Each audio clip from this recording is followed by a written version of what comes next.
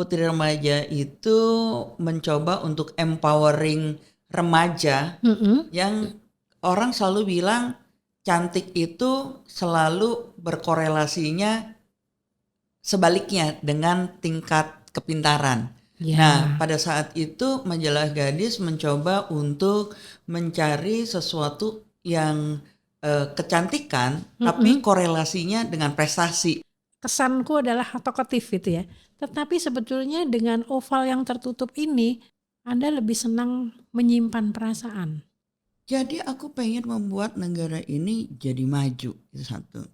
Yang kedua, aku pengen ngilangin semua koruptor. Bahwa Rizky adalah putra adopsimu. Iya, itu sesuatu berkah untuk aku ya, karena secara kesehatan aku memang udah nggak bisa melahirkan karena aku nggak ada rahim. Waktu itu memang miomku diambil.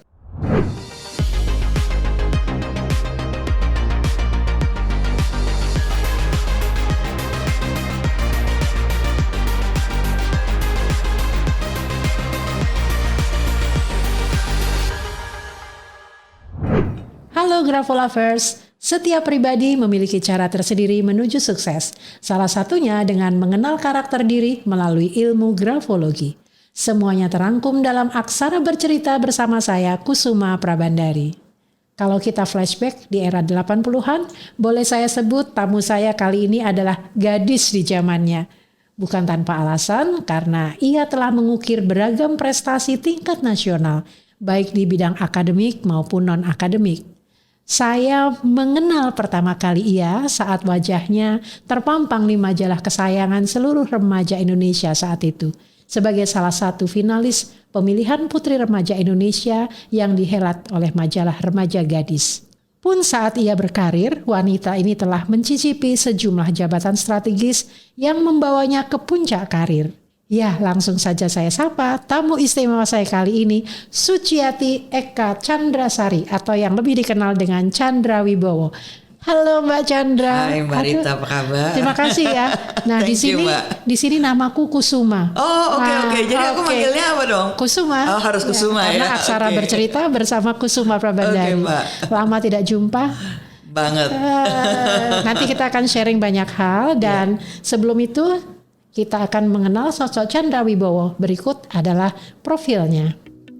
Penuh aktivitas dan suka berkompetisi terekam jelas dalam jejak hidup seorang Suciati Eka Chandrasari atau yang lebih dikenal sebagai Chandra Wibowo. Ia adalah juara 1 lomba karya ilmiah remaja LIPI TVRI untuk bidang kimia saat masih studi di SMA. Kemudian terpilih sebagai finalis dan menjadi pemenang pertama sekaligus favorit pada pemilihan Putri Remaja Indonesia yang dihelat majalah Remaja Gadis. Menamatkan studi dan bergelar sarjana ilmu biologi dari Institut Pertanian Bogor dan sederet aktivitas padat dalam karir telah Chandra jalani. Antara lain sebagai jurnalis di 2 stasiun televisi nasional hingga menduduki jabatan sebagai corporate secretary.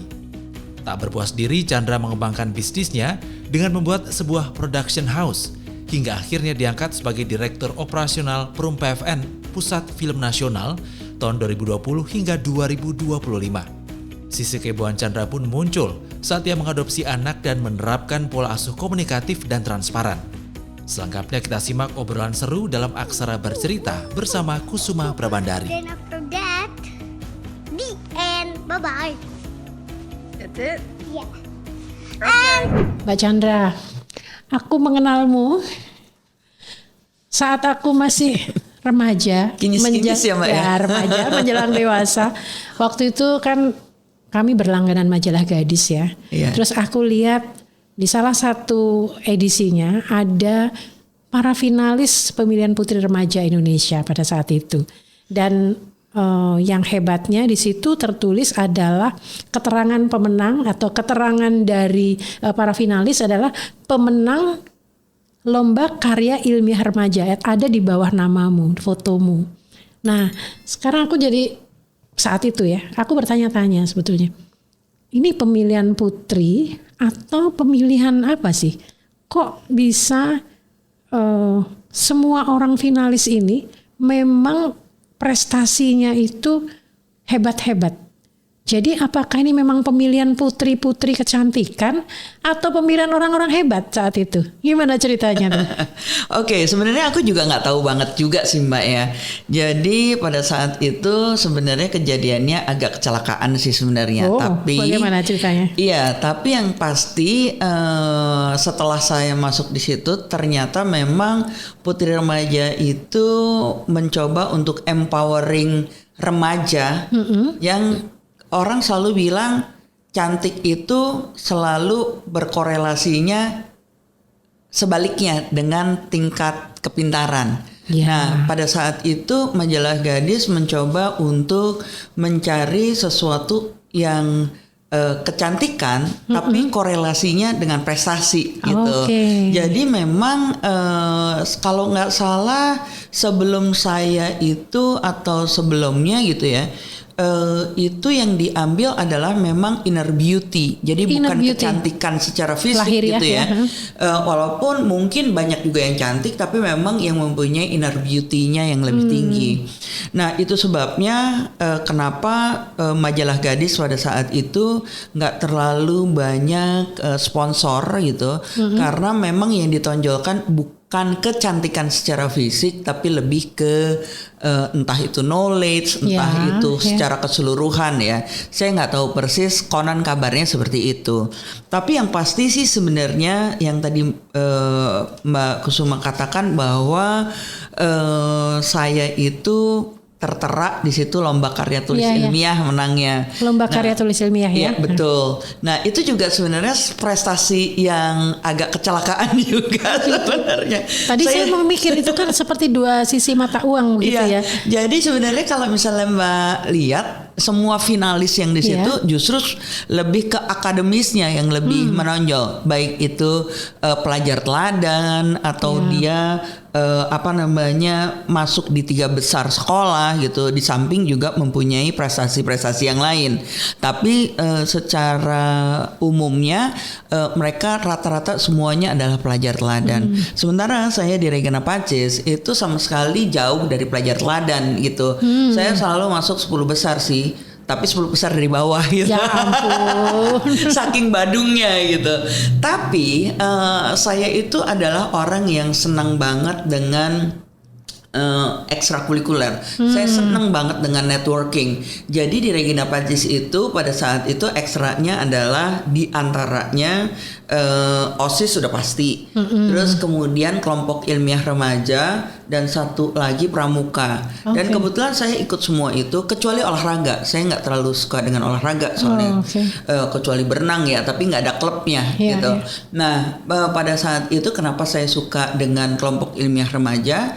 Karena kita sering ketemu dengan sekolah-sekolah lain seluruh Indonesia, ada perkemahan, jadi itu yang memungkinkan. Sementara di pramuka, saya suka dengan pramuka, tapi untuk ikut jambore rasanya saya nggak akan tembus. Karena jambore itu ada kualifikasinya kan. Jadi baik itu semafur, terus udah gitu tali menali gitu. Saya tuh paling males sebenarnya untuk inget-inget kayak gitu. Nah, kalau di kelompok ilmiah remaja itu kita memang selalu berkelompok. Jadi diskusi, seminar, siapapun boleh ikut di situ. Tetap akademis dong itu sebetulnya ya. Sebenarnya tetap akademis, tapi bukan mata pelajarannya. Betul, fun gitu. Ada fun. Dan tujuan saya sebenarnya adalah untuk senang berkumpul, senang ketemu dengan teman-teman yang lain gitu. Selain juga bapak saya tuh orangnya kan galak banget gitu ya. Jadi kalau misalnya saya bermain gitu, kalau kelompok ilmiah remaja kan ada bungkusnya gitu. Ada bungkus ilmiahnya, pasti dikasih. Nah, suatu saat itu memang ada ketemu pas pada saat puasa kalau nggak salah, dan pada saat itu bersamaan dengan pengumuman atau memberikan informasi kepada seluruh anggota kelompok ilmiah remaja, entah se-Jakarta, entah se-Jawa Barat, entah apa. Pokoknya saya ingat waktu itu di LIPI. itu diumumkan bahwa akan ada lomba karya tulis ilmiah. Kalau saya sih dengerinnya masuk kanan keluar kiri. Udah pasti nggak mungkin lah saya masuk kelompok lomba karya. Karena di sekolah aja saya ketemu one on one guru aja itu gemetar gitu. Jadi kan nggak mungkin kan. Jadi saya cuma dengerin aja ya ngobrol-ngobrol. Tapi begitu sampai rumah seperti biasa keluarga saya itu adalah keluarga yang sangat senang bercerita. Jadi menggali lu ngapain aja, tadi ada apa. Saya cerita lah, biasa lah itu pengumuman lomba karya tulis ilmiah aku bilang gitu. Terus tanya lah sama bapak saya, kok kamu nggak ikut aja? Ikut nggak mungkin lah begitu. Terus padahal itu liburan saya mau ke Bali. Karena ada sepupu saya di sana, saudara saya di sana, udah arrange lah, pikiran saya udah liburan. Nggak tahu gimana besoknya ibu saya minta anterin saya ke rumahnya Pak Winarno, FG Winarno. Pak F. Winarno itu adalah ahli pangan dan gizi tingkat internasional lah ya. Kalau untuk di IPB sih sebenarnya udah ini banget, dan kebetulan itu saya kenal sekeluarga, jadi kita sahabat keluarga. Kebetulan saya yang nyetirin bertamu, terus ibu saya, Mas apa kabar, karena begini ya, chit-chat biasa.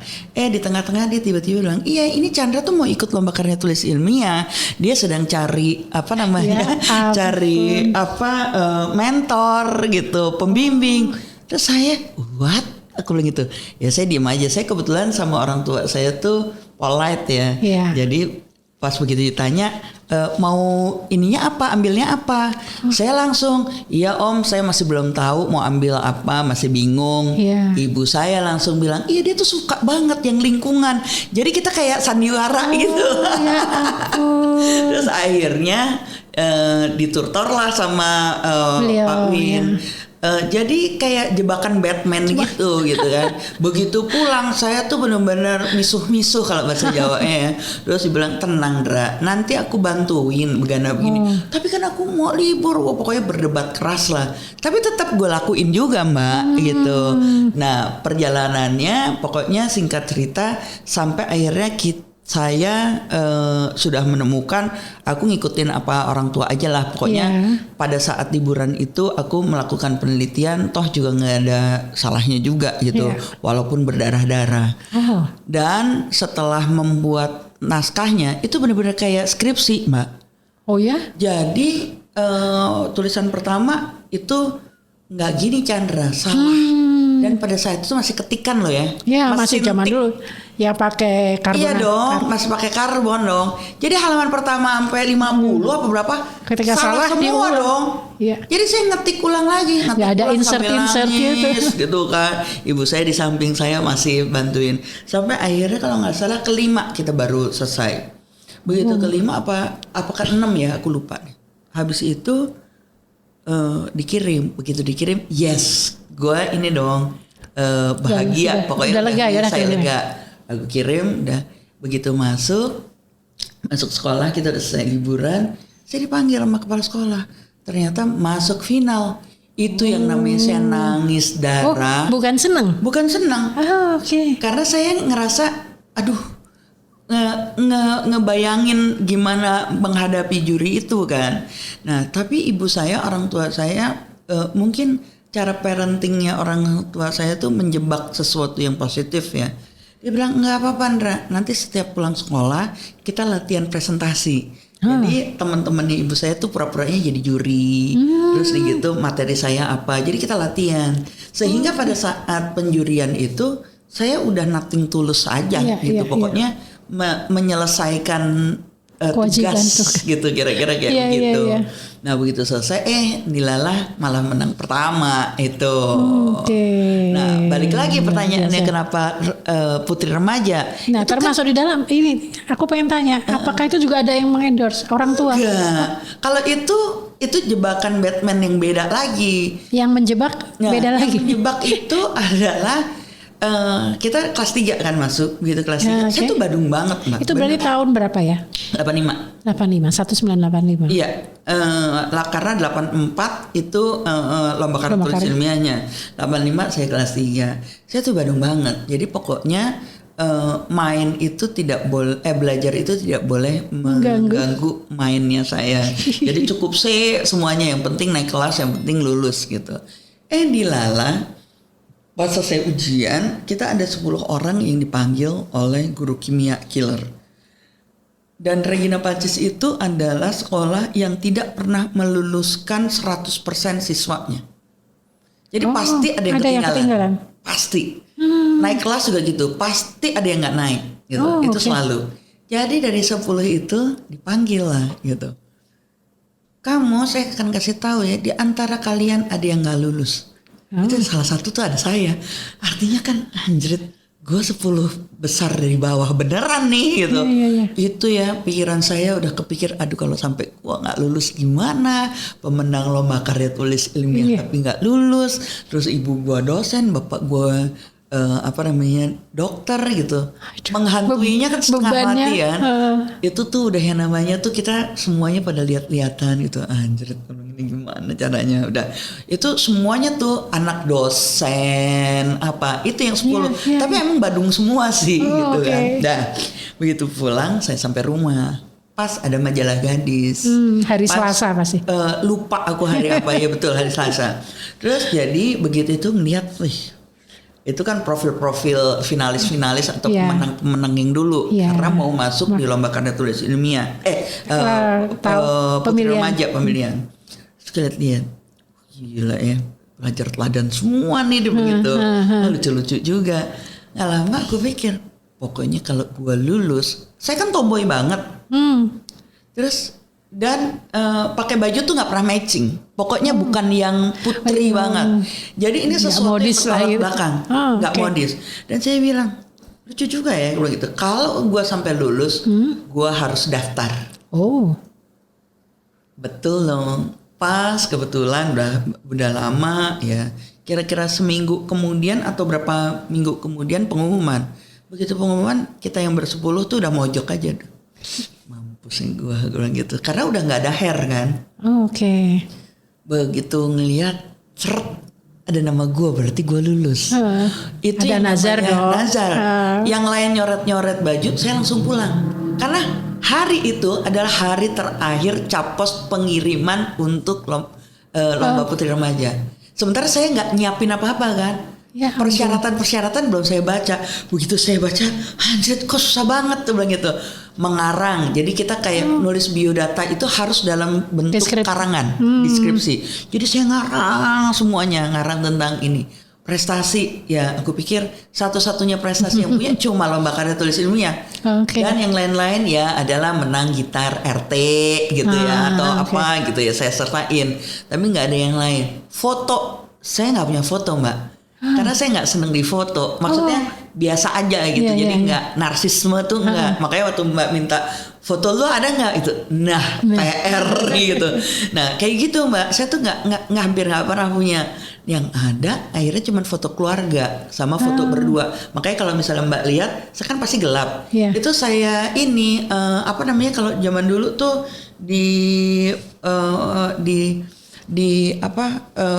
cetak ulang tapi yang diperbesar. Kalau misalnya repro, betul, reproduksi kilat. Saya ingat banget di Pasar Bogor, saya minta antarin supir saya ke sana, saya tungguin dan baru selesai tuh jam 1, tinggal terakhir yang foto. Jadi saya kirim foto itu, saya gunting gitu. Jadi saya gedein, terus saya gunting sesuai keinginan, terus udah saya cuma ngirim itu satu. Yang fotonya hasilnya gelap ya? Iya, karena itu hasil repro. Hasil repro. Okay. Nah habis gitu terakhir adalah surat izin orang tua. Nah, udah terus, pasti kan nggak mungkin dong orang tua gitu kan. Saya buat sendiri surat izin orang tua, saya tanda tangan sendiri. Nah jadi nazar saya cuma sampai situ dong. Jadi saya nggak tahu persis apapun yang terjadi. Pokoknya saya udah lulus, saya ngakuin nazar. Tapi sebentar, kan hari itu terakhir pengiriman ya. Betul. Itu persiapan sampai jam berapa? Bukannya kantor pos sudah tuh? Kantor pos tuh tutup jam 2. Ya. Jadi begitu selesai di foto, saya udah masukin di amplop. Oke. Semuanya udah saya sediain, udah masukin di amplop. Tinggal foto terakhir itu masuk, sampailah di kantor pos. Kantor pos itu saya inget banget, aku sampai merinding. Itu tuh dia udah narik ininya, Railingnya. begitu railingnya benar-benar di loket. Aku minta, ibu please tolong bu, tolong saya butuh cap terakhir. Mbak besok aja, kalau nggak pakai di cap itu loh kotak pos itu kan ada kan, masukin di situ aja. Enggak pak, bu aku butuh cap posnya. Oh yang penting stempelnya yang penting stempel tanggal. Saya Mau harus dikirim tanggal besok, ini, mau dikirim besok nggak apa-apa. Pokoknya saya harus lihat resitnya itu dikirim sekarang. Kenapa? Dia bilang nanya. Itu saya cerita bahwa saya ikut lomba. Oke mbak. Oh, terus akhirnya waduh, malaikat penyelamat juga itu ya. Ini terakhir gitu. Terus ya udah, habis itu pokoknya nasar saya udah dilakuin. Jadi singkat cerita itu saya udah masuk IPB karena saya udah diterima karena lomba karya tulis ilmiah. Oke, itu kan menjadi saya dapat perintisnya kan. Iya. Kan ada 2 jalur yang benar-benar pelajar. Iya, kalau di zamannya Mbak PP2, kalau di tempat saya si Penmaru dan PMDK. PMDK itu ada yang dari prestasi, satu lagi yang dari akademik. Nah, saya pakai jalur prestasi. Saya masuk di situ masih matrikulasi. Tiba-tiba ditelepon sama adik kelas saya. Hendra, lu selamat ya. Selamat apaan? Aku bilang gitu. Lu kan ikut PPRI. PPRI apaan? Event saya singkatannya aja saya nggak tahu tuh. Terus saya bilang bahwa iya Ndra, tadi tuh kebetulan anak Regina Pacis semua sedang ada acara ini Mbak, kunjungan. Jadi kayak kalau misalnya sekarang kan anak-anak kan selalu tuh entah ke percetakan, tuh apa dan segala macam. Anak kelompok ilmiah remaja juga. Jadi kunjungan ke satu tempat. Itu pas stensilannya tuh lagi di ini. Oh, lagi cetak Ada nama lu. What? Aku bilang gitu. Apaan? Itu loh putri remaja. Langsung gue lemes banget mbak. Itu baru 40 kan semifinal. Mate. Aku bilang gitu. Bapak gue kan galaknya setengah mati mbak. Aduh. Dia paling anti tuh yang kayak gitu. Jadi saya nungguin tukang pos supaya tuh majalahnya nggak nyampe ke meja supaya nggak dibaca dong. Kan cuma semifinalis mbak, belum tentu masuk final pula. Pokoknya nggak kebaca gitu. Kalau misalnya saya ikut itu aman, besoknya ini kan bisa dicegat. Tapi belum nyampe seminggu, aku ingat di hari Jumat kalau nggak salah. Itu rupanya ibuku ditelepon sama majalah Gadis. Jadi yang finalisnya belum keluar, tapi udah dikasih tahu kalau aku masuk final. Malam-malam lah aku di sini. Apa sidang? Terus aku harus menjelaskan bahwa itu ini dan segala macam. Tapi tetap loh bapakku enggak ngizinin dan dia bilang enggak, saya enggak suka kamu masuk putri-putrian. Nanti diukurlah susunya, diukurlah ininya. Terus aku cerita, Pak, ini beda. Aku bilang gitu. Lihat nih siapa aja yang apa namanya yang masuk yang menang. Dia semuanya adalah orang-orang pelajar teladan semua. Aku aja nggak pelajar teladan. Aku terselamatkan karena lomba karya tulis ilmiah. Aku bilang gitu. Enggak, aku bilang enggak. Jadi karena bapakku bilang enggak, saya makin berpikir bahwa gua harus buktiin bahwa gitu. apa yang diomongin bapakku tuh nggak benar. Jadi gue jalan tuh mbak. Akhirnya aku jalan, nyiapin semuanya sendiri, dibantu sama tanteku untuk cari baju apa dan saja. Karena itu kan rata-rata mungkin begitu aku masuk di situ semuanya udah well prepared, kecuali gue. Gue itu cuma bawa disiapin sama tante aku tuh sepasang kebaya aja yang nanti untuk malam final. Lain-lainnya sih biasa kayak aku pergi ke liburan sehari-hari aja. Jadi nggak ada yang matching tuh. Gue bukan mismatching soalnya gitu ya. Jadi bener-bener seada-adanya, nge-jeans apa dan segala macam, kaos apa yang ada aja gue masukin gitu. Kayak begitu. Jadi begitu masuk, eng gitu. Tapi di angkatanku itu kebetulan memang orangnya tuh kebanyakan modelnya kayak saya, kayak misal Novi dari Jogja, Kartika dari Jogja, terus ada tuh satu yang favoritku siapa ya? Sylvia ya. Iya, tapi semuanya memang manner gitu ya, maksudnya ada memang yang memang dia pengen penampilannya memang udah putri banget. Nah jadi itu kebagi dua tuh, ada yang cowaan gitu, ada yang enggak. Nah finally yang menang nih yang mana? Semua yang enggak kebetulan. Oke. Ada satu yang putri banget gitu ya. Waode Hamsinabolu itu dari Sulawesi. Itu juga cowawaan. Jadi semuanya cowawaan gitu loh. Dan kebetulan kita kayak buat ngegeng gitu ya. Jadi kalau misalnya pergi kemana tuh bagian cowawaan tuh selalu di belakang. Wah, cuma memang menariknya di acara Putri Remaja itu cara mengassesnya dia bukan model kayak kecantikan yang harus jalan di catwalk apa dan segala macam, enggak. Dia bentuknya kayak grup dinamik, Mbak. Jadi kayak psikotes gitu, tapi bentuknya kelompok kerja gitu. Nah, si juri itu selalu menilai dari aktivitas kita. Jadi kayak psikotes lah gitu ya, tapi semuanya kerja kelompok gitu. Nah pada saat itu baru ditanya satu-satu, menurut kamu gimana, kalau case-nya kayak gini gimana. Nah karena saya di Regina Pancis dan sering sekali melakukan grup dinamik di setiap tahun, jadi untuk saya itu udah suatu hal yang biasa aja. Jadi saya benar-benar ya namanya juga udah natural ya. Iya nature, dan saya juga ngerasa biasa aja gitu, karena saya nggak punya keinginan untuk jadi juara juga anyway gitu kan. Udah kebayang kan bapak gue kayak apa tuh bertanduknya gitu kan. Aku cuman pengen ngebuktiin bahwa kegiatan itu tidak seperti yang dibayangkan bapak saya, seperti Miss Universe gitu. Kontes kecantikan gitu ya. Ya kan kita kegering cantik juga, maksudnya ya biasa aja gitu. Ada sih yang memang benar-benar cantik banget gitu ya, yang benar-benar tapi kan mau mencari tipikal remaja yang masa itu tuh mau seperti apa gitu. Jadi ya aku pikir ya biasa aja.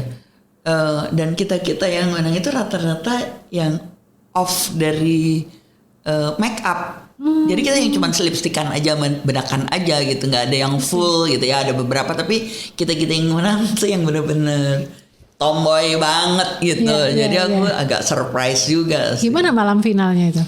Begitu diumumkan pertama kali memang fotogenik Sarah Setira. Kedua persahabatan Novi, karena memang orangnya tuh grapyak banget gitu ya. Persahabatan itu kita yang milih dari 20 itu siapa yang memilih yang terbanyak. Terus favorit saya dari pembaca. Ternyata saya udah dengar, udah seneng dong. Jadi favorit lucu juga gue. Zaman dulu belum ada ya voting-voting kayak sekarang ya. Jadi betul. Pembaca. Nah juara 3 Ana dari Surabaya. Juara 2 itu Waode Hamsinabolu. Yang paling rapih dari kita semua itu Ana dari Surabaya. Memang dia tuh ini banget apik banget gitu. Itu teman sekamar saya loh. Jadi saya merasa terteror gitu. Karena dia rapi banget, sementara aku enggak gitu kan.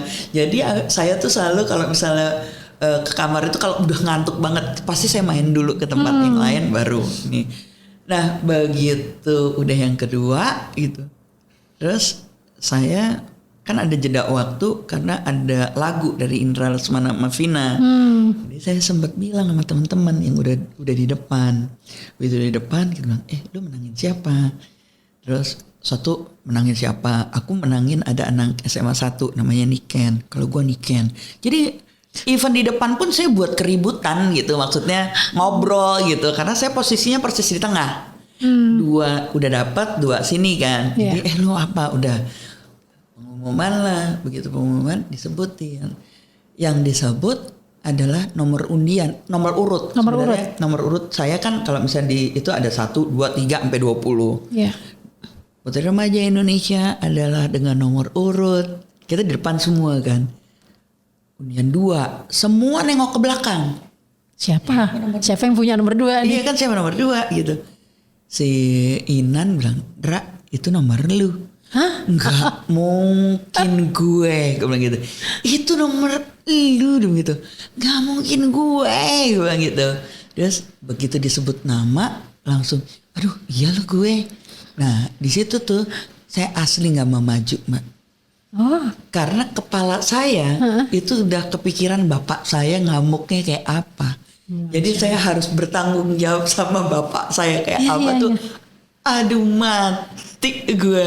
Terus sampai berulang baru saya maju. Begitu maju tuh saya nunduk aja gitu kan. Nunduk karena otak saya tuh nggak ada di suasana kebahagiaan gitu. Justru yang dipikirkan Justru dipikirnya di rumah gimana di rumah, ini gitu. aduh, gimana ya gitu. Terus ada wartawan bilang, udah Mbak lihat ke depan gitu. Akhirnya saya lihat ke depan, mungkin orang berpikir saya terharu gitu. Ya. Padahal saya penuh dengan ketakutan. Itu sih, tapi finally sih begitu udah selesai gitu. Ternyata bapak saya ada di situ.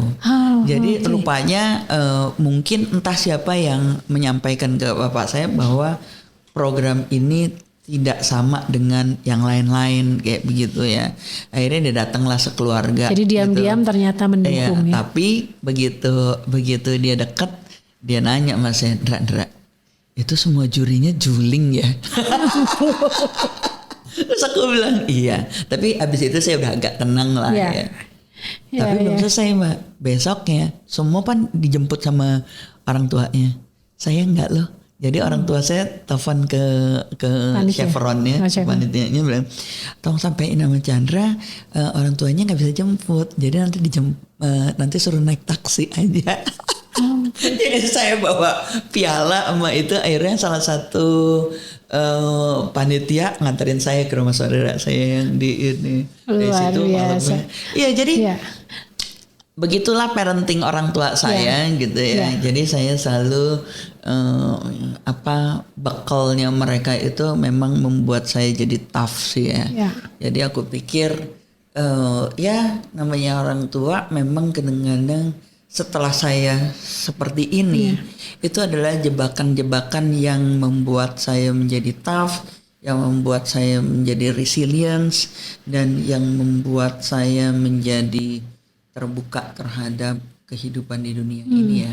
Apa yang harus saya saya hadapi di tengah segala perubahan yang ada. Itu kan perubahan-perubahan drastis, Mak. Iya, iya, iya.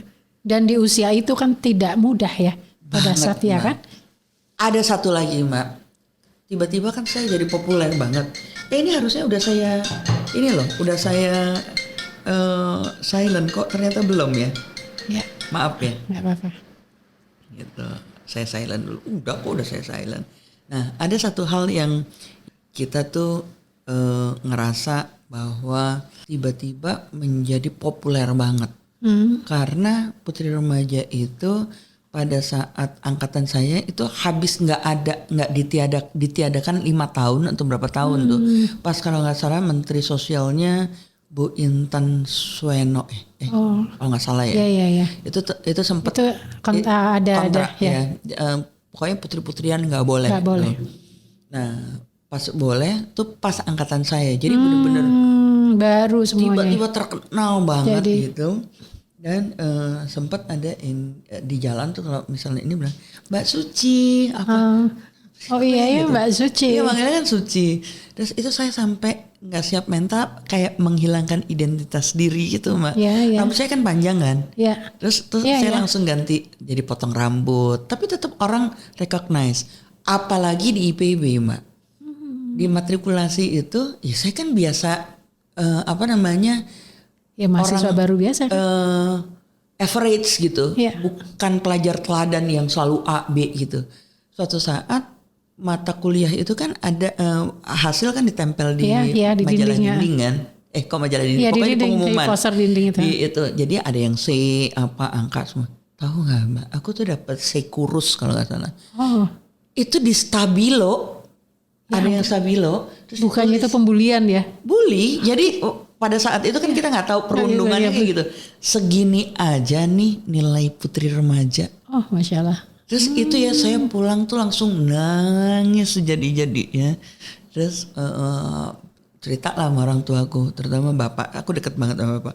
Aduh gila aku ini dan segala macam. Terus kata bapak aku bilang gitu. You see, dia bilang gitu. It's your choice, aku bilang gitu. Itu adalah risiko kamu, bilang gitu. Bahwa kamu ikut sesuatu yang kayak gitu. Ada konsekuensinya kayak gini. Ya harus kamu hadapi. Gitu. Salah siapa kamu ikut seperti itu?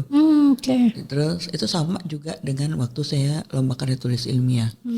Jadi saya diundang sama Canisius. Canisius kan cowok semua, dan di kepala kita Canisius Pangudi Luhur itu kan orang pinter semua. Jadi saya diundang oleh kelompok ilmiah remajanya dia untuk bisa presentasi hasil kemenangan saya dengan kerang sebagai indikator pencemaran kelautan saat itu. Kan gue takut Mbak ngadepin itu, surat itu. Saya bilanglah ke kepala sekolah bahwa saya ada acara keluarga, jadi saya nggak bisa datang ke Canisius. Oh ya udah, dilalah itu kepala sekolah telepon lah ke orang tua saya minta saya ngerilis saya, padahal kan saya bohong. Kembali lagi di sidang sama bapak saya, kembaliin itu piala. Kalau misalnya kamu nggak berani menghadapi itu. Jadi konsekuensi dari setiap tindakan itu harus ditanggung. Terus aku bilang, tapi kan ini piala bukan keinginan aku, ini kan keinginan bapak sama ibu. Iya, tapi kan itu udah hasil karya kamu yang dipertanggungjawabkan di depan juri di masyarakat luas. Jadi mau nggak mau bukan hanya di depan juri, tapi harus di masyarakat luas. Iya, tapi kan begini. Kamu mau apa? Biar bisa kamu ada di situ. Aku mau ditemenin temen aku yang pintar banget. Terus akhirnya ya udah kamu ngomong, minta dia untuk temenin. Maksudnya untuk supaya aku bisa lebih ini. Ya udah akhirnya menghadapi. Ternyata begitu ngadepin ya oke aja tuh. Jadi setiap tindakan apapun itu ada konsekuensinya. Konsekuensi itu yang harus ditanggung ya. Nah itulah jebakan-jebakan yang menurut aku berkah. Jebakan positif sih ya sebetulnya. Kenapa Mbak? Positif, jebakan sangat, positif. Iya, jebakan positif sih. Makanya kadang-kadang terhadap anakku juga aku juga melakukan hal yang sama sih. Walaupun eranya, gapnya ada beda ya, terlalu jauh sih. Tapi saya mencoba menjelaskan apapun. Nah, aku mau tanya dulu nih, akibat dari pemilihan putri remaja itu berdampak nggak pada pilihan karirmu? Karena kan kuliahnya IPB. Terus yang aku lihat kan selama ini kan aku ketemu di layar kaca sebagai anchor gitu ya, sebagai jurnalis. Itu berpengaruh nggak sih hasil dari pemilihan putri itu terhadap karirmu? Betul. Sebenarnya tuh aku adalah orang yang nggak percaya diri. Jadi pertama kali yang titik balik aku memang di lomba karya tulis ilmiah. Oke. Karena aku tuh selalu underdog. Di mana-mana tuh aku selalu underdog gitu ya. Tapi ya karena aku badung aja sih sebenarnya gitu ya. Males belajar, suka main, suka bergaul, seneng organisasi. Kalau organisasi aku emang seneng banget gitu. Mau jadi apa tuh gue suka banget. Tapi belajar tuh untuk aku sesuatu yang kayaknya menyiksa banget gitu. Nah, tapi belajar itu untuk aku adalah sebagai tanggung jawab aku aja sebagai anak gitu ya Mbak ya. Nah, balik lagi pertanyaan tadi, apa sih pengaruhnya terhadap karir? Aku sebenarnya adalah orang yang gak punya cita-cita pada dasarnya. Tapi dibentuklah sama bapakku, karena bapakku seorang dokter. Jadi bapakku bilang, aku sering diajak ke kamar operasi. Supaya aku suka ke kedokteran. Akhirnya di kepalaku agak ke brainwash. Oke, aku mau jadi kedokteran, mau sekolah di kedokteran. Tapi saya hanya mau di Universitas Indonesia. Nggak tahu ya, mungkin karena bapakku yellow jacket dan aku baca kayaknya yellow jacket tuh sesuatu yang pride banget gitu. Jadi aku bilang sama bapakku, aku hanya mau kedokteran di UI. Selain itu enggak. Sementara aku udah dapet IPB. Jadi pada saat aku menjalankan IPB tingkat 2 kalau nggak salah, saya ikut Sepenmaru lagi. Jadi pilihan pertama saya memang kedokteran UI, kedua karena saya harus milih dan saya nggak tahu kesejahteraan masyarakat. Waktu itu di UI itu tahun pertama Kalau nggak salah. Baru dibuka ya? Baru dibuka, dan aku juga sebenarnya nggak tahu kesejahteraan Itu isinya masyarakat apa? gitu. Pas pengumuman, aku keterimanya di kesejahteraan masyarakat. Oke. Kedokterannya nggak terima. Nah, bapakku bilang, ya udah di Trisakti kek, di mana, kesana aja. Enggak. Terus akhirnya bapakku bilang ya udah, karena aku udah jalan di IPB juga, jalan di IPB. Teruskan. Jadi di IPB itu sekedar untuk aku mendapatkan kayak networking, berteman, dan nggak tahu mau jadi apa, Mbak. Nah, balik lagi karena aku begitu dekat sama bapakku, tingkat 4 bapakku pass away, Mbak. Jadi kena ini paru-paru apa namanya, metastase dari ginjal. Jadi 5 tahun sebelum meninggal itu dia kena kanker ginjal, dan dia memang memanggil aku sama adikku bilang gitu. Umurku cuma 5 tahun ya, karena pada saat itu teknologi kedokteran belum sebesar itu, dan dia bilang kalau aku lewat dari 5 tahun berarti aku bisa survive lebih tinggi karena dia dokter, jadi dia tahu. Dia tahu. Oke, jadi kita manfaatkan untuk 5 tahun itu apa nih kita bisa lakukan. Oke, pas persis di tahun kelima dia kena metastase masuk ke paru-paru.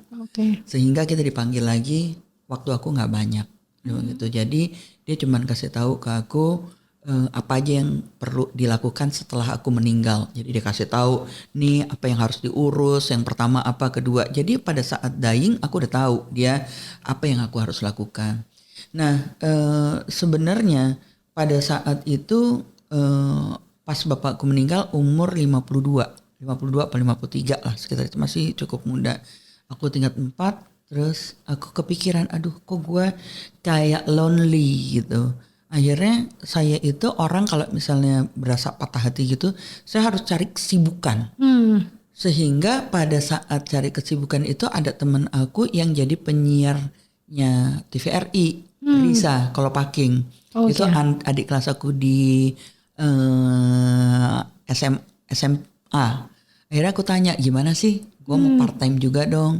Nah begitu aku daftar, dia bilang yang buka adalah TPI, lo ikut aja TPI. Oh waktu itu televisi pendidikan. Sebenarnya dasarnya cuman itu gitu. Begitu aku masuk, tiba-tiba aku masuklah jadi jurnalis karena nggak bisa jadi penyiar aja. Jadi aku jadi penyiar continuity tuh, Mbak. Penyiar continuity itu yang pada saat itu tuh, kalau sekarang ini kalau disiaran itu kan ada telop ya. Kalau waktu lalu tuh enggak, yang selamat pagi pemirsa, pagi ini acaranya akan dibuka dengan kuliah subuh jam segini, dilanjutkan dengan ini, nanti transisi jam 10 keluar lagi, acara berikutnya apa. Kalau ini kayak MC lah. Iya kayak MC, nanti begitu ditutup, terima kasih pemirsa, hari ini kita udah selesai menyelesaikan, sampai ketemu besok pagi gitu. Yang kayak gitu doang. Nah terus buka penyiar untuk liputan. Nah, saya keterima lagi gitu di situ di TPI. Terus langsung liputan. Begitu liputan karena waktu itu langsung liputannya tuh ke Floriade Belanda karena saya dari pertanian. Satu-satunya yang punya latar belakang pertanian tuh cuma saya. Jadi saya terkirim lah. Nah, pada saat itu saya langsung berasa ini jalan gue. Ya. Jadi saya tuh merasa bersyukur banget sama Tuhan gitu ya, sama Allah, bahwa ternyata saya dikasih tunjuk jalan bahwa cita-cita saya tuh ternyata di sini gitu. Akhirnya sampai sekarang lah aku memang bergelut di bidang itu gitu. Jadi titik saya menemukan cita-cita saya itu justru di situ. Dan kalau misalnya refer to belakang-belakang, saya tuh memang kalau misalnya nonton TVRI itu saya selalu suka dengan flora fauna apa dan semacam itu, saya suka gitu dengan kegiatan atau tontonan-tontonan yang seperti itu. Itu sebabnya kenapa sekarang saya akhirnya di production houseku tuh juga lebih memilih untuk dokumenter. Teman-teman tuh selalu bilang, lu ngapain sih buat production house tapi dokumenter itu kan nggak ada duitnya. Terus gue bilang, iya sih benar, tapi lihat National Geographic aja hidup, kenapa enggak? Dan kalau enggak ada orang yang seperti gue yang suka kayak begini, siapa yang akan merecord kearifan lokal di Indonesia yang segitu kayaknya? Jadi aku tuh memang suka banget, Mbak, ke pedalaman ke pelosok yang sampai sebulan di pedalaman tuh gue happy. Gue ngerasa oke gitu. Itu sih Iya, sebenarnya. iya. Itu akhirnya kemudian punya bisnis sendiri, Iya, punya PH sendiri. betul. Tapi terakhir kan aku dengar ada di PFN ya. Boleh sedikit aja di Iya. spill. Jadi sebenarnya di PFN itu juga sesuatu yang nggak kuduga. Jadi pada saat itu Apa yang dilakukan di sana? Ini kan lagi PFN waktu itu. kebetulan butuh kayak pendamping untuk dokumenter. Kebetulan saya biasa melakukan Iya, itu, iya. jadi saya presentasi lah. Dirutnya waktu itu adalah Bu Judit. Bu Judit jadi Putro, dan pada saat itu begitu udah lihat, aku suka Ra, dia begitu. Terus dia bilang, oke, kita akan terima ya ini untuk kita kerjasama. Tapi berapa waktu kemudian terus dia bilang, Ra, sebenarnya tuh yang gue perluin adalah direktur produksi. Terus saya bilang, Bu, kayaknya nggak mungkin deh saya direktur produksi karena saya ada perusahaan. Terus di gitu di kepala gue, laki gue tuh di BUMN Mbak, di PTDI, di Gantara Indonesia, dan dia asisten tuh director. Itu kegada matinya kerjanya gitu. Terus saya bilang, kayaknya bukan gue deh Mbak, dia bilang gitu. Oh ya udah, kerjaan lu apa dan segala macam. Akhirnya kita B2B. Begitu B2B, terus nggak lama kemudian dia bilang, Dra, kayaknya gue berubah pikiran deh. Gimana kalau lu assessment dulu dari 8 orang. Dari 8 orang itu belum tentu juga kan lu dapat, karena ada pilihan-pilihan, ada di situ kepala ketua BPI pada saat itu ikut juga. Terus aku mikir, lucu juga ya kalau assessment. Jadi aku pengen tahu, curiosity aja sih sebenarnya gitu. Merasa Ya udah, tertantang. pengen tahu aja. Toh barangkali klien gue adalah BUMN, sehingga aku bisa tahu gimana sih culture-nya apa dan segala macam. Jadi aku pengen tahu. Udah tuh begitu pas assessment, aku juga itu 2 hari pas COVID. Terus dia bertanya banyak ya. Sesuatu yang ditanyakan adalah sesuatu yang berkaitan dengan pekerjaan aku sehari-hari. Endingnya tuh aku diminta untuk membuat rencana kerja dalam 5 tahun. 3 jam dikasih waktu. Saya bilang, Bu, yang benar aja 5 tahun 3 jam. Aku bilang gitu. Kantor saya aja kantor kecil. Untuk menentukan setahun ke depan, saya harus pakai nginep. Iya kan. Pegawai saya tuh cuma 15 orang, aku begitu. Tapi itu pun kita nginep. Apa nih? Apa yang dibuat? Ini 3 jam lu gitu. Enggak Bu, ini kira-kira aja apa yang mau dibuat, apa dan macam dalam 5 tahun. Oke deh, aku bilang gitu. Toh nanti kita juga diskusi. Oke deh, aku bilang gitu. Tapi kan karena bentuk bisnisnya sama dengan yang saya, jadi kira-kira lah bisa tahu. Sekitar 15 menit udah mau ending, dia bilang, Ibu 15 menit lagi ya. Bu, saya baru mau masuk, ini baru selesai tahun ke-4, aku bilang gitu. Belum masuk tahun ke-5, boleh gak tambah seberapa jam lagi? Oke, tanya saja seberapa jam lagi. Habis itu saya kumpulin, terus langsung diskusi. Dan itu juga gak ada kabar apapun gitu ya. Tiba-tiba pas itu, ya udah habis itu assessment sama Pak Menteri, yang diambil 2 gitu kan. Begitu 2 tapi diminta cuma 1. Saya bilang kesempatan saya untuk gue bantu di belakang aja deh. Ternyata nggak tahu gimana. Terus akhirnya yang satu ternyata masih punya kontrak dengan Korea, yang ketua BPI itu. Terus akhirnya saya keambil lah. Itu agak kejut-kejut sih. Saya culture shock banget sih gitu. Tapi akhirnya thanks to Bu Judit juga, karena saya banyak belajar di situ gitu ya. Dan akhirnya itu membawa bekal bahwa ya belajar sampai setua apapun gitu ya, sampai titik darah penghabisan selama aku masih bisa bernafas, itu pun juga belajar. Berarti sekarang udah selesai ya? Saya masih belajar lagi karena begitu masuk, aku udah selesai di karena udah 5 selesai. tahun ya.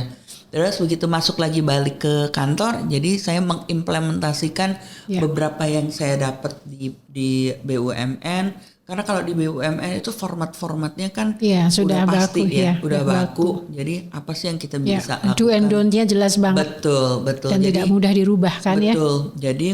Tapi kalau boleh tahu, selama 5 tahun ini kalau boleh klaim, bukan klaim lah ya, apa kebanggaan ya? Apa legacy yang sempat? Memang PFN itu adalah BUMN kelas jauh. Dibandingkan tiersnya paling bawah, dan banyak banget masalah gitu. dan kita mencoba untuk menyelesaikan masalah-masalah itu. Setelah Bu Judith itu di rootnya adalah dari Telkom, namanya Pak Dwi. Pak Dwi itu membawa perubahan terhadap sistem KPI, terus kemudian remunerasinya seperti apa. Sebelumnya belum ada ya? Sebelumnya belum rapi. Oke. Terus kemudian bentuk kepegawaian seperti apa gitu masing-masing. Jadi human capital management sistemnya dibangun ya? Betul. Karena selama ini PFN itu sangat syarat dengan orang yang bekerja penuh dengan seni. Jadi iya. Jadi lupa pada betul urusan manajemen gitu ya. Jadi Oke. justru yang kita rapihkan adalah semua yang Manajerial berkaitan sistemnya. dengan sistem manajemen dan dokumen. Oke. Seperti pelaporan setiap 3 bulan, apa yang harus dilaporkan. Terus kemudian setiap minggu kita merapihkan apa yang sudah dilakukan dan akan dilakukan for next gitu. Bagaimana cara kita mengejar klien dan segala macam. Dan dalam 1 bulan itu target apa yang harus kita capai. Selain itu adalah merapihkan aset yang ada. Nah, untuk saya sendiri sebenarnya legacy yang paling berasa banget, ada satu tempat di PFN itu yang diambil oleh oknum di Tendean. Dan pada saat itu udah lewat beberapa direksi, udah fase kayaknya 3 kepemimpinan tuh nggak pernah lolos, itu bisa diambil lagi ke kita karena dengan alasan milik Kaset apa namanya negara. Milik apa sih kalau misalnya orang yang lama banget itu tuh pokoknya kayak bukan jual beli ya, kayak misalnya ini milik keluarga yang dizolimi lah, yang apa, padahal secara tertulis dokumen itu kita udah ngajuin kasasi apa dan macam itu, kita yang menang, tapi diduduki lagi oleh yang mengaku-ngaku sebagai ahli waris gitu. Jadi itu katanya punya adik waris lah apa dan segala macam. Itu bisa kembali. Dan waktu kembali itu suatu saat kebetulan saya ngurus. Begitu ke BUMN dia bilang, Bu kayaknya ini nggak mungkin Bu, karena ini oknum tentara. Begitu oknum tentara ini harus ada campur tangan dari Menko Polhukam. Jadi harus pakai tangan menteri. Karena saya di Liputan 6, saya mikir Menko Polhukam kan Pak Mahfud ya Pak ya. Iya. Itu kebetulan narasumberku waktu pada saat saya di Liputan 6. Dan kebetulan staf ahlinya dulu anak Liputan 6 juga yang bareng-bareng. Terus akhirnya kita bilang, oke, kalau gitu saya temuin. Dan karena saya ketemu Pak Mahfud dan saya menceritakan, akhirnya itu dibersihkan semua. Jadi itu memang oknum-oknum dan sekarang balik lagi ke PFN. Menjadi asetnya PFN. Jadi aku ngerasa, dan aku bilang sama minta waktu Pak Mahfud tuh nggak gampang loh. Iya betul. Penuh banget, dan aku bilang aku cuma butuh 5 menit. Rizal pada saat itu, Rizal Matovani UGM pada saat itu bilang, kenapa Ndra? Gua mau kasih tahu ke anak gue bahwa ibu ikut andil juga dalam membantu negara ini. Why? Begitu. Karena itu tanah negara, harus balik dengan negara. Dulu perjuangan kita di era zaman lalu itu merebut itu benar-benar pakai perang, aku bilang gitu. Tapi sekarang enggak, merebut itu ada beberapa cara dan salah satunya ini. Jadi gue harus punya legacy untuk gue cerita ke anak gue. Terus langsung bilang, oke Ndra, gue kasih 5 menit sebelum Pak Mahfud kerja ya. Oke, jam 7 pagi Mbak, gue bilang sama dirut gue, karena kan yang mau yang harus maju dirut aku, Bapak harus maju ke Pak Mahfud. Akhirnya berhasil itu, gue akhirnya aduh ya Allah kalau gitu. Happy ending ya itu ya. Oke. Nah nanti aku mau, karena dari tadi menyebut anakku, jadi aku nanti pengen ya mengulik-ulik juga soal putramu gitu. Tapi sebelum itu kan ini tentang grafologi ya. Jadi dari semua ceritamu tadi, aku cocokkan dengan tulisan tangan yang Mbak Chandra kirim ke saya. Jadi kesempatan ini saya pengen mencocokkan bagaimana keseharianmu, ceritamu dengan karakter yang tergambar dari tulisan tangan. Terima kasih untuk tulisan tangan yang disampaikan. Nanti saya akan tampilkan di layar ya. Jadi dari tulisan tangan kebetulan dibawa juga kan. Yeah. Ini saya sempat scan gitu ya, saya tampilkan di sini gitu ya. Semua tulisan Mbak Chandra ini kalau dilihat dari seberapapun besar media tulisnya, ini termasuk dalam ukuran tulisan yang besar, size yang besar. Ini menggambarkan bahwa punya kualitas kepemimpinan yang baik. Ya. Kemudian aku bicara mengenai lower zone ya. Lower zone itu kalau kita menulis itu sebenarnya ada 3 zona dalam tulisan. Ada zona atas, zona tengah, dan zona bawah. Lower zone tuh misalnya contohnya menulis huruf Y, G gitu ya. Kan orang nulis huruf G bisa tertutup, Y bisa tertutup ya. Tetapi semua lower zone-nya, Y dan G dan sebagainya, ini semua terbuka. Ya. Misalnya apa ya? Kampung gitu. Kampung, kemudian kemangi misalnya gitu ya. Nah, semua tulisan di lower zone-nya ini terbuka. Ini menggambarkan bahwa penulisnya adalah orang yang penyayang, lembut dan penuh kasih. Nah, ini kita mau hubungkan nanti dengan bagaimana dengan putramu gitu ya. Kemudian Tibar dari tadi kan mengatakan bahwa aku tuh nggak punya cita-cita yang setinggi-tinggi begitu ya, yang biasa saja. Ini tergambar dari bagaimana Mbak Chandra menuliskan bar pada T-nya. Jadi T itu kan ada stem, ada bar ya. Nah, semua barnya itu setinggi middle zone-nya. Jadi nggak tinggi banget. Ini menggambarkan bahwa penulis mempunyai menetapkan moderate goals. Jadi padahal punya kemampuan yang tinggi ya. Kalau dari stemnya tinggi-tinggi, tapi barnya itu tidak tinggi. Artinya memang tidak ambisius untuk mencapai sesuatu yang sangat tinggi ya, tetapi dia harus achievable gitu. Jadi goalsnya seperti moderate goals. Kemudian hurufnya, kalau zaman dulu orang tua kita kalau nulis kan sambung ya. Nah, sementara udah di kita sampai ke sekarang ini kan hurufnya cetak gitu, lebih ke cetak. Nah, Mbak Chandra ini tulisannya semua tidak sambung, tidak cetak, tetapi kombinasi connecting and disconnecting script. Jadi ada yang nyambung, ada yang tidak nyambung, dan semua tuh seimbang antara yang sambung dan tidak sambung.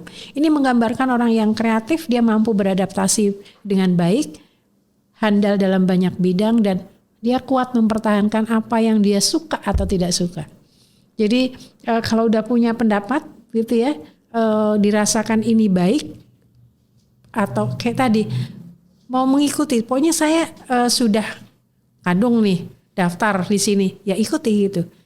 Jadi segala sesuatu yang dia yakini itu baik buat dia kerjakan gitu. Kalau dia nggak suka, saya bilang nggak suka gitu, seperti itu.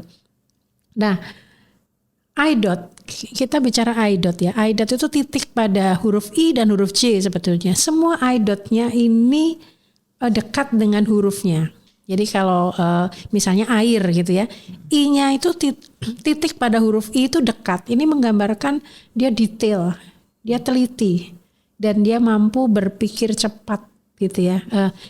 Dan dia itu bentuknya vertikal. Jadi ada orang titiknya titik gitu. Tapi Mbak Chandra semua titiknya perhatikan deh, kayak garis dari atas ke bawah, vertikal. Iya, ini mampu berpikir cepat dan mampu berpikir kritis. Nah, itu dari I dot-nya. Nah, kemudian huruf ovalnya tertutup. Saya agak berpikir lagi ya. Mbak Chandra kayaknya kalau ketemu nih kan ngobrolnya panjang gitu ya.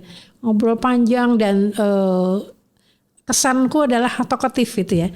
Tetapi sebetulnya dengan oval yang tertutup ini, Anda lebih senang menyimpan perasaan. Tidak lebih senang komunikasi verbal itu dalam komunikasi mungkin pekerjaan dan sebagainya dilakukan, tetapi menyimpan perasaan, mendengarkan itu sangat dominan. Terlihat dari A dan O yang tertutup. Nah, nanti ada nih yang saya lihat bagaimana ada kesamaan dengan putramu. Nanti kita bahas di belakang ya. Kemudian huruf yang bulat, jadi huruf orang menulis itu bisa hurufnya bulat, bisa juga kaku gitu ya. Huruf semua bulat ini menggambarkan bahwa orang yang mudah bergaul dan beradaptasi. Nah, sekarang aku mau ngobrol banyak ini. Dari tadi sudah ngobrol atau menyebut anakku gitu ya.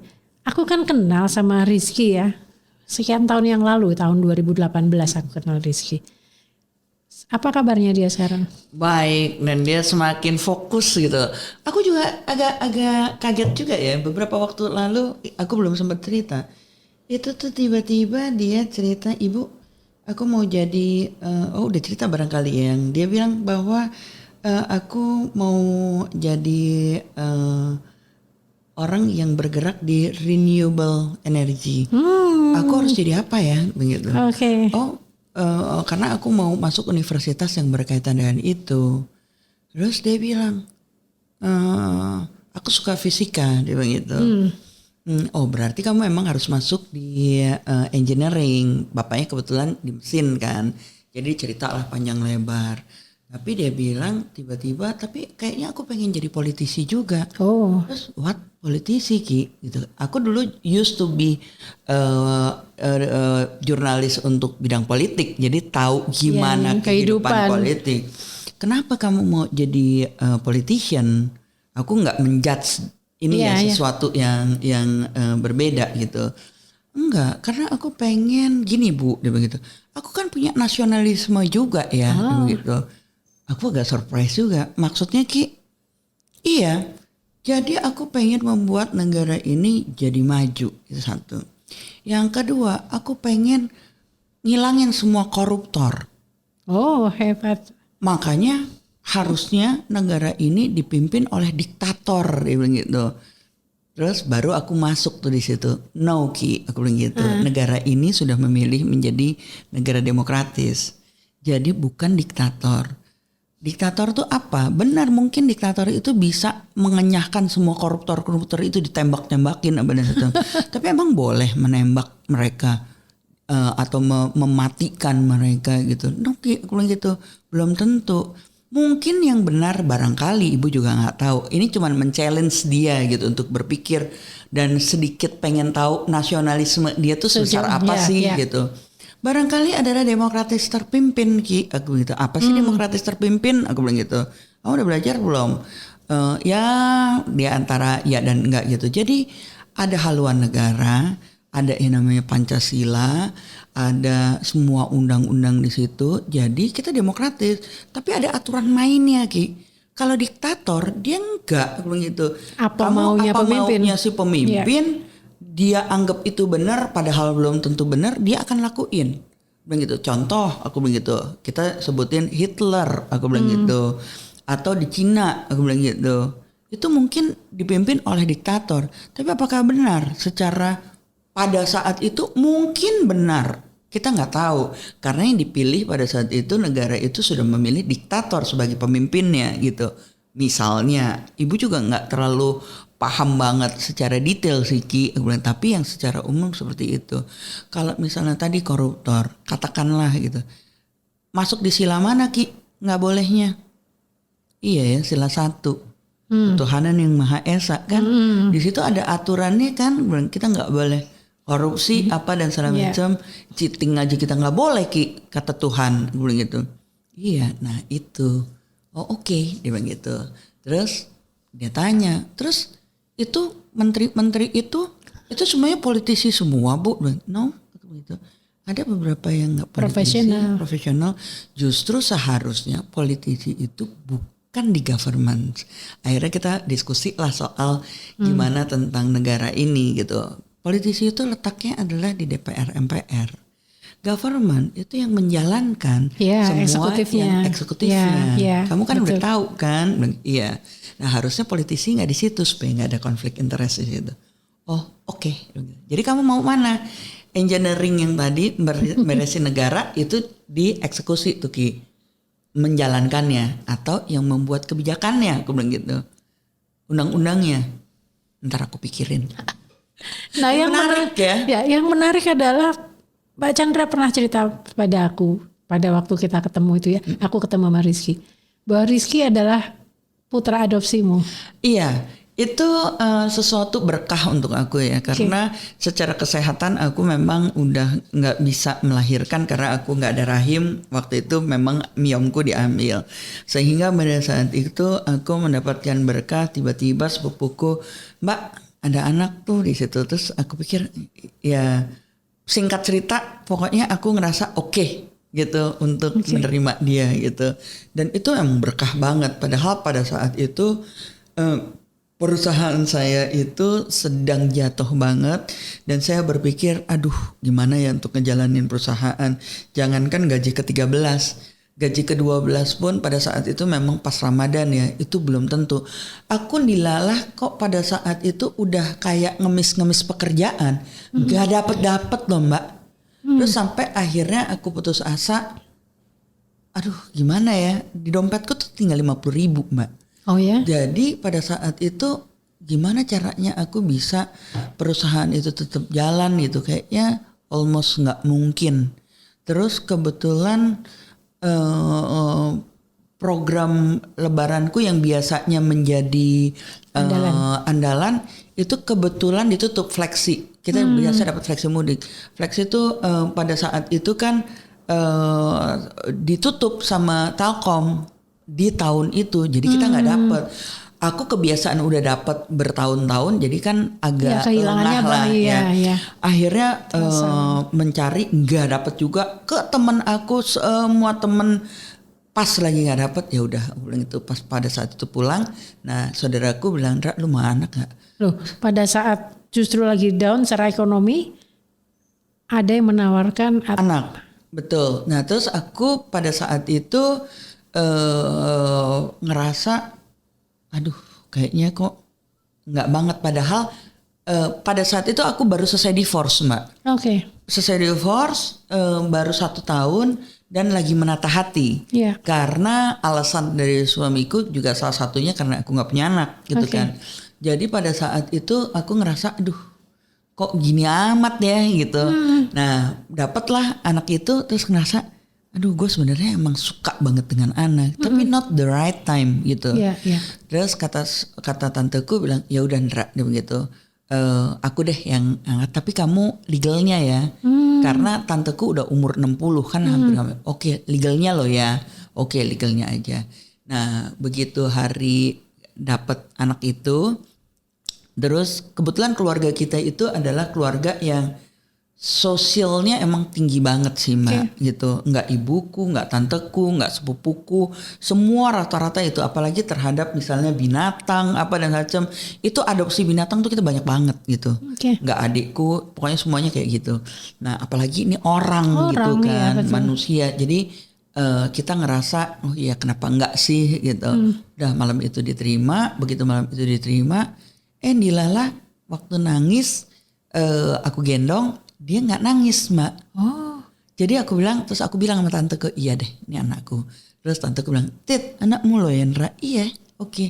Di kepalaku, aduh gila gue cuma punya 50.000 ini gimana ya gitu. Terus bilang ya nggak apa-apa lah, kalau makan pasti ada yang lain. Dan saat itu memang aku berpikir, ya Allah mungkin ini caramu untuk aku bisa konsentrasi di anak ini. Sehingga aku bisa nyelesain pekerjaanku dengan teman-temanku di kantor gitu ya. Tapi kan di kepalaku, aduh anak buahku punya anak, ntar gimana ya itu kumaha. Artinya mau ditutup kantor ini, fokus ke parenting. Mungkin itu gitu kan. Waktu jadi, itu mikirnya gitu. Betul, jadi aku pikir besoknya langsung lah aku punya keberanian untuk mau bilang ke kantorku gitu. Tapi di pertengahan jalan tuh Mbak, aku ingat banget posisiku rumahnya di Lebak Bulus, Jalan Intan, Dapur Susu situ, kantorku di Senayan. Dan itu di Antasari tuh, aku terima telepon dari almarhum Bondan Maknyus. Oh ya Pak Bondan. Terus dia bilang, Pak Bondan, Chandra dia begitu. Ingat nggak 2 tahun yang lalu kan dirimu pernah bantuin aku waktu umur 50 tahun untuk buat foodies gitu kan, dia sebagai foodies. Terus bilang bahwa di bahasa Inggrisin aja kali bisa diterima di AFC. Asian Food Channel. Terus bilang diterima loh Ndra dia begitu. Itu tinggal bulan Agustus. Selain itu kita dibiayai oleh Departemen Perdagangan. Kita harus buat 13 episode dan harus jadi di Desember. artinya kita cuman punya 13 minggu pada saat itu. Bilang, which is itu hari itu belum ada apa-apa. Ide. Berarti kan efektif mungkin 10 minggu ya. Terus bilang, waduh, gini deh Pak, aku bilang gitu. Aku mau nggak terima, gue butuh kerjaan. Tadi lagi nyari-nyari kan. Ini nggak diterima, gue lagi butuh kerjaan. Diterima, aku juga udah lupa waktu di SCTV tuh kejar tayang tuh kayak apa gitu. Akhirnya Pak, nanti begitu sampai kantor aku telepon ya, saya lagi di jalan. Oke, begitu sampai kantor aku ngeliat ruang editing, terus alat-alat apa macam. Oh ya udah, aku pakai ini deh freelancer, karena itu harus bergantian supaya deadline-nya cukup, dan itu harus dikirim ke Singapura Mbak. Jadi bukan di sini. ASEAN for Channel di Indonesia waktu itu belum ada, jadi kita harus kirim ke Singapura. Nah, tahu Mbak, dapat proyeknya 4,5 M. Itu tuh saya yang langsung merinding ya. Itu rezekinya Rizky. Dah, saya belum bilang. Itu padahal aku punya di dompet. Itu langsung tuh saya langsung bayar untuk semuanya. Terus yang jadi soal adalah bagaimana mendapatkan modalnya kan Mbak. Karena kan belum kepikiran. Orang gue cuma punya 50.000 perak, nggak mungkin kan bayar itu semua. Aku bisa bernego untuk bayar belakang, tapi untuk kebutuhan kayak misalnya makan dan macam kru nggak mungkin. Dan suatu saat aku bilang, pada saat itu juga aku juga nggak nyangka juga sih ya, karena saya researchnya nggak kuat di foodies, di kulineri, aku bilang sama Pak Bondan gimana kalau misalnya Pak Bondan yang nulis juga dan risetnya dari Pak Bondan, saya akan mengemas dengan bagus karena itu adalah keahlian saya, membuat segmen 1, segmen 2 sampai segmen 3-nya saya bisa banget. Terus yang kedua, kenapa nggak Pak Bondan jadi co-producer aja bareng-bareng sama aku. Jadi nanti kita buat budget bersama, nanti akan kelihatan pengeluarannya seperti apa. Toh ini yang mendapatkan proyek ini adalah Pak Bondan. Begitu. Oh good Chandra, kalau gitu besok saya kirim 100 juta ya. Bayangin, aku bilang ya Allah kalau gitu. Aku kan jadi ingat guru agama aku ya. Once kita merawat anak yatim piatu, pasti disitulah rezekinya. Itu tuh ya Mbak, itu yang aku langsung merinding ya. Langsung tuh pulang tuh aku udah sholat lah, apalah. Padahal tuh benar-benar yang banget.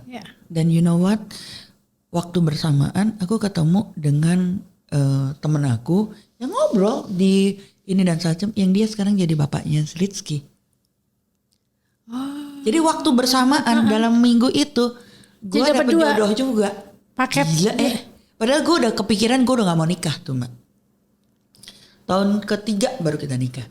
Gitu. Nah artinya suamimu yang baru tahu bahwa ini anak. Tahu banget. Tapi Rizkynya sendiri kapan dia tahu? Nah umur 8 tahun Mbak. Rizky itu kebetulan pada umur 2 atau 3 tahun itu dia itu sempat sakit. Begitu sempat sakit, dia itu diare sampai air, sampai lari tuh air. Akhirnya aku ke bawa rumah sakit, tapi dia masih aktif, nggak luluh lantah gitu, nggak gitu, masih pecicilan. Terus dikasih lah sama dokternya obat itu banyak banget gitu.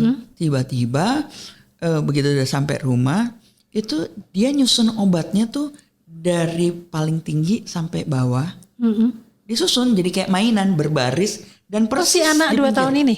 Iya. Rizky nih? Iya. Oke. Di pinggir gitu, terus aku langsung, gila, ini OCD banget. Iya. Kenapa aku takut OCD? Karena aku pernah punya pacar OCD banget. Dirimu sempat tonton Sleeping with Enemy nggak? Nonton. Exactly the same. Oh iya? Itu gue banget sama mantan pacar gue yang lama. Jadi waktu aku nonton bersamaan dengan si mantan itu, begitu kita selesai nonton tuh kita diem-dieman karena kita tahu posisi masing-masing gitu. Nah, aku kan langsung kepikiran kan, ya ampun Rizky, aku bilang gitu, kalau kamu jadi orang kayak dia, lu pasti nggak bahagia karena orang itu sampai sekarang masih belum punya istri juga. Karena dia selalu kecewa dengan semua yang profesional. Aku ajaklah ke psikolog. Umur 3 tahun lah kira-kira. No, 2 tahun. Terus aku ajaklah ke psikolog. Kalau di psikolog itu kan bisa kelihatan tuh. Jadi itu diajak main pada macam. Yang bikin aku agak kaget-kaget nggak hanya itu, Mbak. Dia bilang oke, ini kemungkinan kecenderungannya iya seperti itu.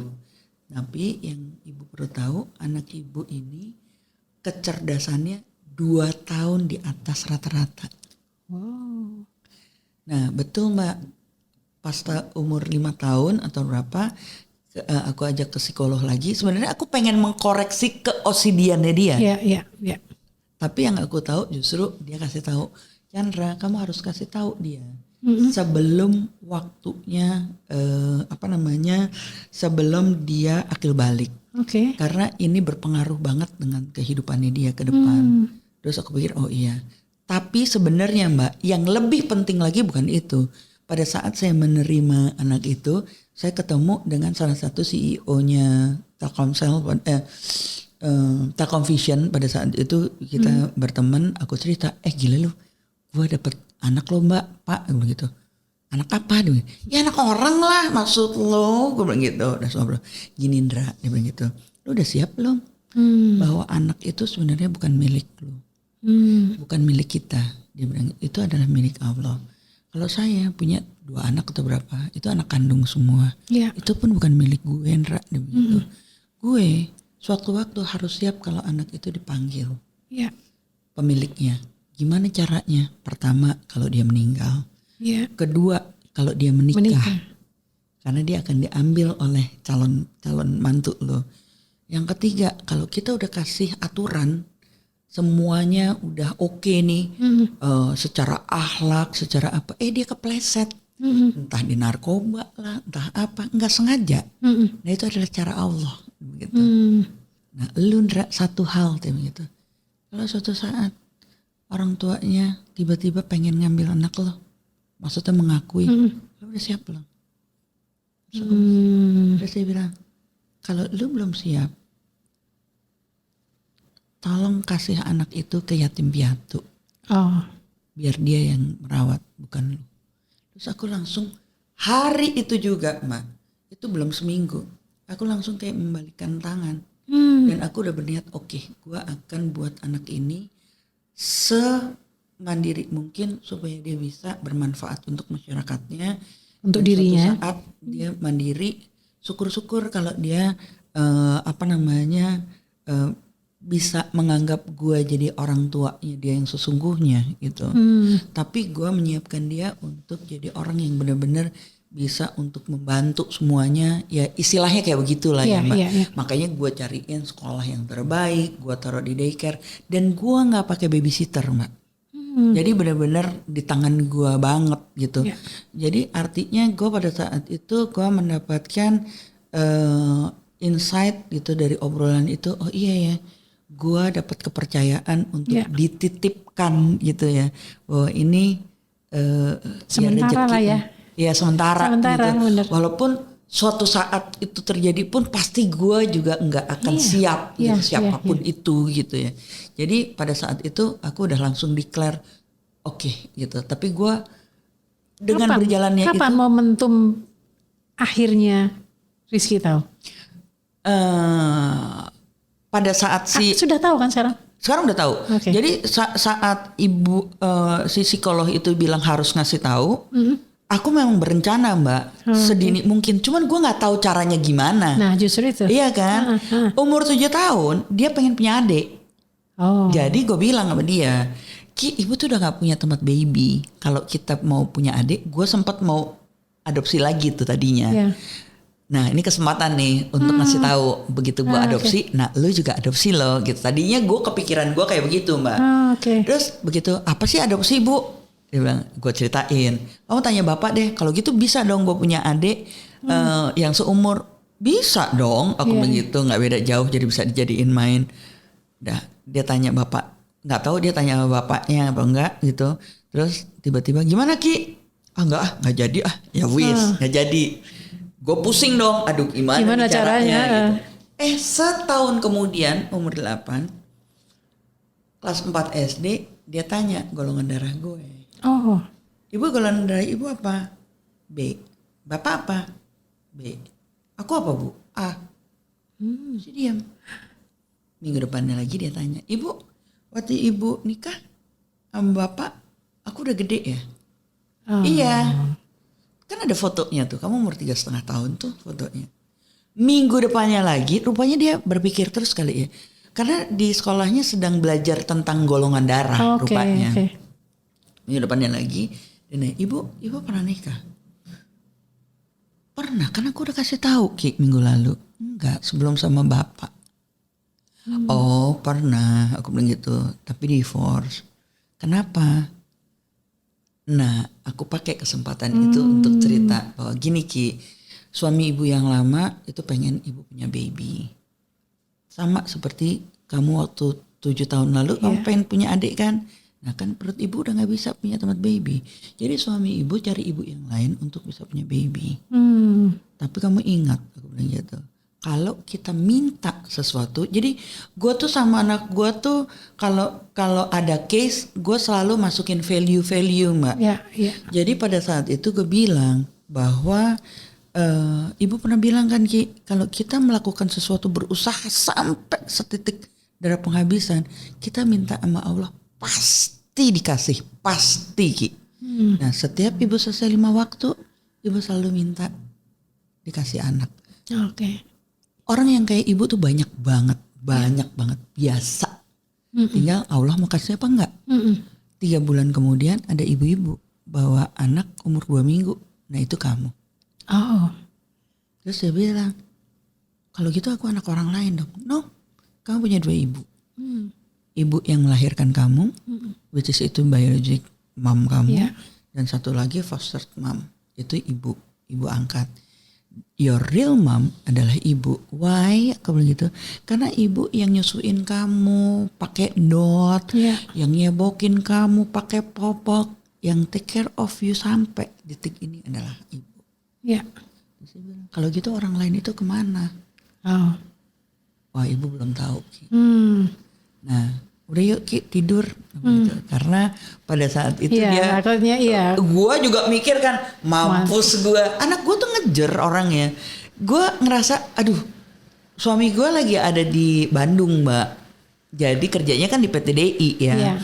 Jadi gue ngerasa aduh gue mau cerita nih sama laki gue gitu. Terus udah Ki tidur ya, gue gitu udah ngantuk nih. Oke, jadi gue samping-sampingan. Lo tahu apa yang terjadi? Dia nggak lama kemudian bangunin gue, padahal gue pura-pura tidur. Dan dia bilang, Bu, kayaknya aku tahu deh orang lain itu kemana. Mana Ki? Ibu kan dapat aku dari Allah ya. Kayaknya orang lain itu ke surga deh. Yes. Aku bilang. Terus habis gitu dia tidur, pengen minta dipeluk. Bu, peluk dong. Dipeluk, aku peluk. Gak nyampe 5 menit dia tidur terpulas. Gue aja sampai merinding terjawab ya. Udah terjawab, gue sampai merinding tuh. Ya Allah, gue gitu. Terus langsung lah gue telepon laki gue. Gue cerita sama laki gue. Komentar laki gue, mati, untung gak ada gue di situ. Terus gue bilang sompret lu, gue bilang gitu. Iya kalau gue ada di situ gue udah mati berdiri, Indra. Dia bilang gitu. Tapi dia sampai bisa begitu. Berpikir begitu ya, bahwa jadi tanpa harus menjelaskan secara tapi eksplisit. Anak gue itu memang orang yang logik ya. Jadi semuanya dikejar dan dia itu pengingat gue. Jadi kalau misalnya dulu tuh ya, misalnya ada azan, dia selalu bilang, Ibu itu ada suara Allah. Nah, terus gue langsung, padahal gue kadang-kadang kan tarsok gitu ya. Anak gue tuh kayak gitu. Satu teman gue meninggal. Teman gue meninggal itu dia kelas 1 SMP atau kelas 6 SD, gue lupa. COVID, sahabat gue banget, sahabatnya Rizky juga. Gue tuh nangis berderai-derai air mata sampai gue mau ke makam karena gue juga punya asma, takut kepapar juga kan. Terus di situ antara pergi apa enggak. Terus tiba-tiba tuh gue lagi nangis, dia peluk gue loh dari belakang, ngerangkul sih sebenarnya. Dia cuma bilang, ibu nggak usah sedih. Hari ini memang harinya Tante Indi ketemu Allah. Mampus nggak loh? Gue langsung teng. Jadi nggak apa-apa. Oke. Sejak itu titik itu gue menuju ke pemakaman. Pada saat gue nyampein nggak setetes air mata gue. Gue cuman ingat gila ya si Rizky yang Ini ya, segitu lebih. bijaknya. Terus coba. Jadi gue ngerasa Allah tuh sayang banget sama gue gitu. Ya. Jalan hidup gue tuh mengalir Ya. kayak air aja Ya. gitu. Sama juga dengan gue memperoleh cita-cita gue tuh kayak buku Alkemis. Alkemis. Ya. Alkemis itu kan benar-benar setiap orang kan punya harta karunnya sendiri. Iya, betul. Ada titik-titik tertentu. Iya, Gue waktu iya. baca Alkemis itu Mbak, pada saat gue selesai divorce, itu tuh gue langsung ini gue ada di titik ini gue ada di titik ini gue ada di titik ini kan titik ini. Sampai gue nggak tahu kapan gue dapet harta karunnya gitu. Iya. Gila loh. Gue tuh itu Alkemis banget tuh buku tuh. Gue Luar banget biasa. gitu. Dan Rizky sekarang udah gede. Nah, Iya. kalau balik lagi ya, kalau kita bicara mengenai karakter ya, sebetulnya kan kalau apa yang tergambar dari tulisan tangan itu kan karakter yang terbentuk dari kumpulan memori kita sejak dalam kandungan sampai saat inilah gitu ya. Rizky mengalami dalam kandungan ibu biologisnya, ya.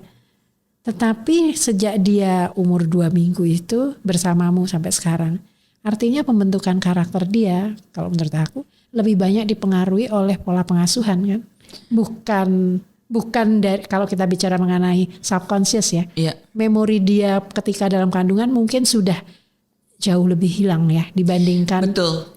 Itu sebabnya kemarin ini baru seminggu yang lalu. Soalnya suami aku tuh suka banget dengan biologi dan suka banget dengan ilmu kedokteran. Dan aku selalu bilang, kayaknya perlu ada yang dikoreksi. Walaupun mungkin benar, tapi ada sesuatu anomali deh. Aku bilang gitu. Kita kan selalu ingat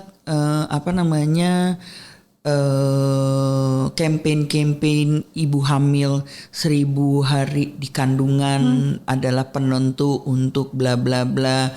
Terus kemudian asupan pada saat di dalam kandungan itu juga mempengaruhi bla Stunting bla dan bla dan sebagainya. segala macam gitu. Mungkin ada benarnya juga, tapi ada Perlu dikoreksi. di mana dikoreksinya gitu.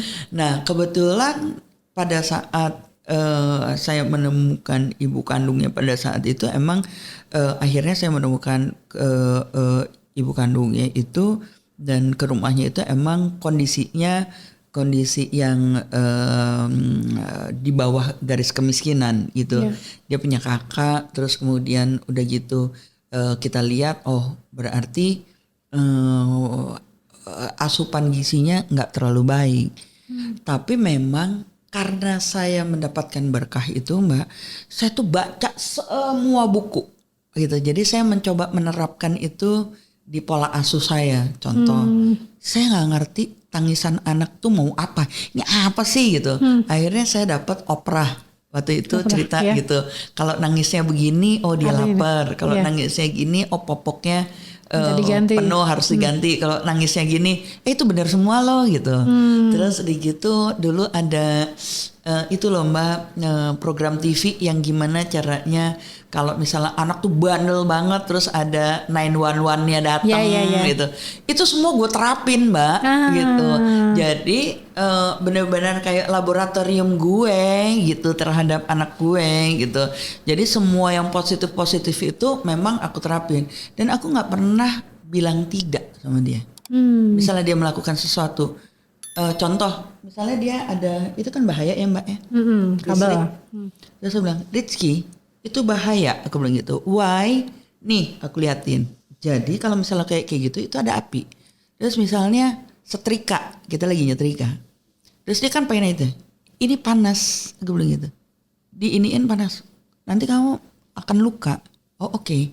Terus misalnya apa? Seperti itu. Nah begitu udah makin gede, dia pasti punya pilihan-pilihan.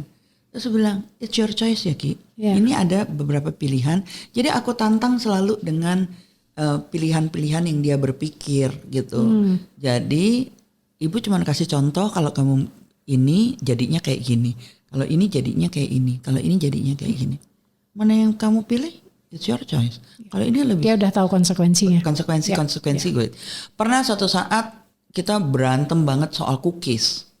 Dia maunya tuh karena dia OCD banget mau persis banget dengan resep tentang baking. Ya udah, yang nggak ke baking ibu ambil deh gitu. Kan mau kamu buang? Enggak, itu dibuang aja. No, ibu mau buat gitu. Tapi itu kan nggak berguna. Aku tuh udah pelajari di YouTube apa dan sistem itu. Iya, tapi kan gua pelajarinya di YouTube. Nggak praktek di realnya. Udah pasti bu, nggak apa-apa. Ini tuh kamu buang kan, waste-nya kamu kan. Ibu ambil waste-nya. Itu terserah ibu. Gua bake. Hasilnya emang beda dengan ibu itu. Coba kamu coba. Enak nggak?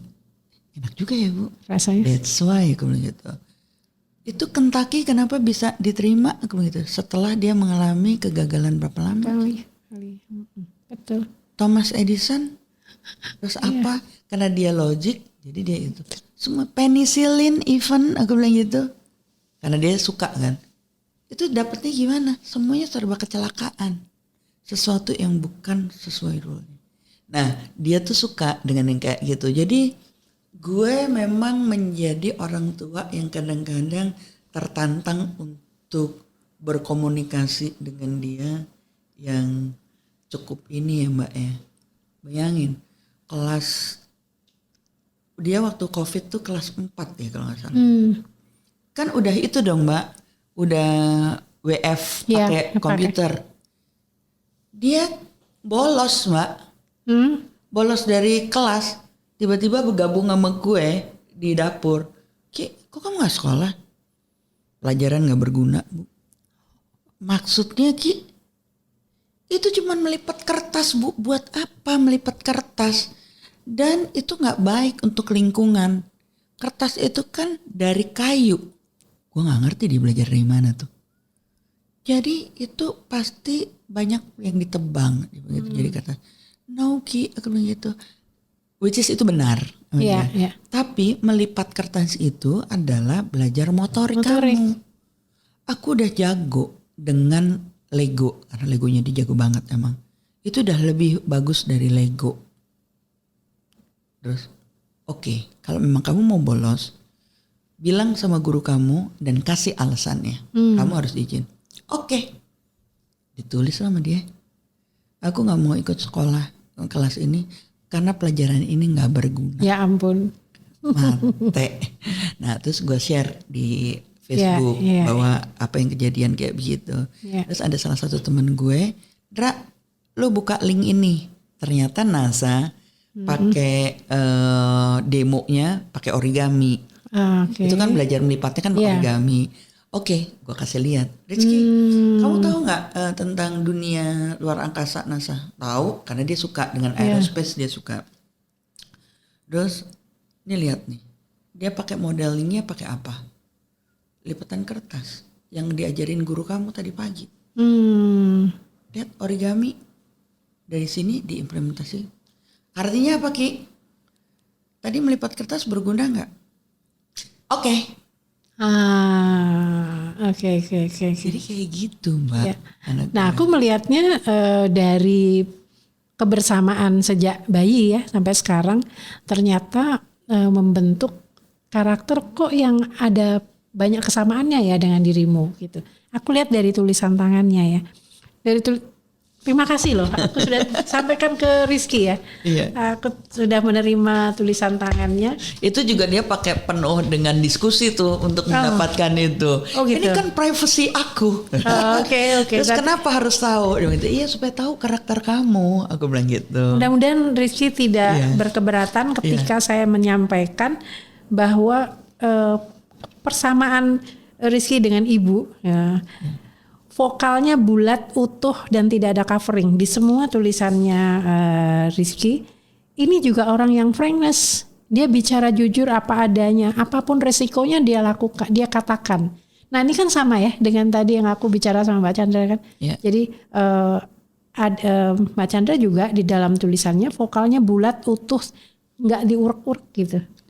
Semua huruf O dan A-nya. Jadi ini dia frankness, bicara terbuka, jujur apa adanya. Mungkin pola komunikasi yang diajarkan juga begitu ya, diterapkan gitu ya, menyampaikan apa adanya, apapun resikonya. Kemudian huruf E kecilnya, ibu dan anak ini sama. Terbuka huruf E kecilnya. Ini menggambarkan orang yang open minded. Ya, terbuka terhadap saran baru. Kemudian semua marginnya sempit sama dengan ibunya sebetulnya, meskipun dengan kertas yang terbatas, tetapi Mbak Chandra menulisnya juga marginnya itu lebih sempit, cenderung sempit. Ini juga orang yang hemat, kemudian berpikir, mungkin kalau orang berbakat bisnis memang begini ya. Bagaimana dia menempatkan layout tulisan dalam media tulisnya itu marginnya tidak terlalu lebar tapi sempit. Hurufnya bulat, mudah bergaul dan beradaptasi, dan size-nya besar, yaitu punya kualitas kepemimpinan yang baik. Jadi ada hal-hal yang memang sama antara ibu dan anak. Mungkin inilah yang juga menyebabkan komunikasinya itu, kalau aku lihat dari ceritamu tadi, komunikasi relatif lancar ya, sangat lancar. Karena ada model-model pendekatan yang tadi kan tidak mengatakan tidak, tapi lebih memberikan reasonnya itu apa gitu kan, konsekuensinya apa, seperti itu. Kalau boleh saya menyarankan untuk Rizky, ya sebelum saya sarankan, ada beberapa tulisan Rizky yang saya lihat juga adalah huruf T kecilnya nyambung. Selalu kalau menulis misalnya the, TH ya, TH, TO. Ini semua nyambung dari barnya T dengan huruf H itu selalu nyambung. Ini orang yang punya pemikiran dia orang cerdas, berpikir handal dan cepat. Kemudian baseline Rizky juga menulis dengan baseline yang naik normal. Ini menggambarkan orang yang punya ambisi positif dan dia mampu bekerja sama, punya optimistis yang tinggi. Agak berbeda dengan Mbak Chandra, T dan D stemnya, untuk huruf T dan D-nya itu tinggi, lebih tinggi dari middle zone-nya. Ini orang yang punya pride yang tinggi. Oke. Kemudian juga berbeda dengan ibunya, karena ibunya juga sudah makan asam garam dalam kehidupan. Ibunya slant-nya tegak atau vertical slant dalam menulis. Kalau Rizky sampai saat ini masih variatif slant. Kadang-kadang miring ke kanan, kadang masih ke kiri, ke tengah.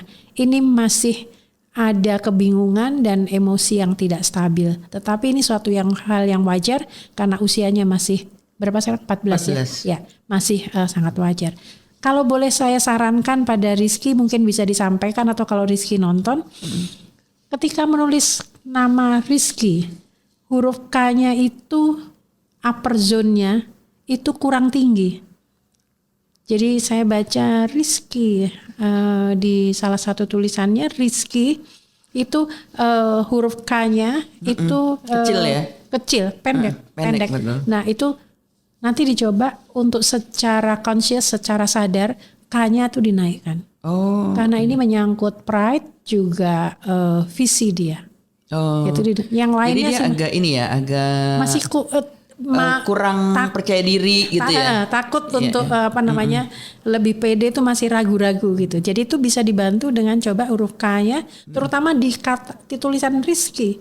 Kalau K yang lainnya enggak loh. Kalau yang lainnya enggak, tapi justru di nama dia itu K-nya kurang tinggi. Seperti itu. Iya. Aku juga selalu lihat kayak gitu, nih kenapa sih kecil banget gitu Kak-nya. Mbak Chandra, terima kasih banyak. Kita udah ngobrol banyak. Satu hal yang ingin saya dengar dari Mbak Chandra, keputusan untuk mengangkat Rizky dan kemudian menyampaikannya secara terbuka pada dia. Akhirnya dia tahu dan menerima dengan pola asuh yang seperti sekarang. Punya pesan apa kepada teman-teman Grafolovers atau yang nonton ini supaya mereka yang masih dengan kasus yang sama masih punya keraguan untuk menyampaikan pada putra-putra putri kesayangannya bahwa itu penting buat anak. Iya, sebenarnya sih untuk saya very simple ya. Saya itu orang yang nggak suka sesuatu itu tertutup gitu. Itu satu. Mungkin itu karakter saya juga. Yang kedua itu saya diajarkan oleh orang tua saya, value paling tinggi itu adalah jujur. Jadi apapun yang terjadi dengan saya, itu saya pasti akan menerapkan ke siapapun itu jujur adalah nomor 1 gitu. Oke. Begitu pula ke Rizky. Nah, saya waktu itu berpikir bahwa kalau saya menerapkan pola asuh dengan value kejujuran itu ditaruh di nomor 1, tapi untuk keberadaannya dia sendiri aja tidak jujur. Oke. Quote unquote bohong gitu, karena saudara saya tuh selalu, kenapa sih lu nggak cari nurse yang bisa buat akte kelahiran bahwa itu anak lu? Itu kan sesuatu untuk saya yang nggak jujur gitu. Suatu saat dia tahu, terus Lebih kemudian sakit, value kejujuran yang saya ajarkan ke dia runtuh semuanya. Itu satu. Yang kedua adalah satu hal yang mungkin karena saya merasa dia berhak tahu, tapi saya kebetulan diberikan informasi oleh psikolog dan apa dan saja harus dikasih tahu sejak dini. Jadi ada bejoknya gitu ya, pas kebetulan waktu itu.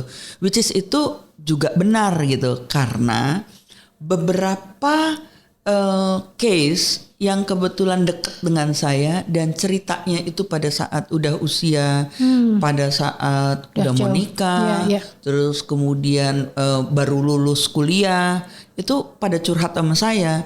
Itu saya mendapatkan informasi yang A1 banget bahwa mereka tuh patah hati gitu. Jadi pada saat si psikolog bilang bahwa sedini mungkin itu dikasih tahu, otak anak-anak itu masih menerima informasi, jadi belum ada defensifnya. Oke, ya.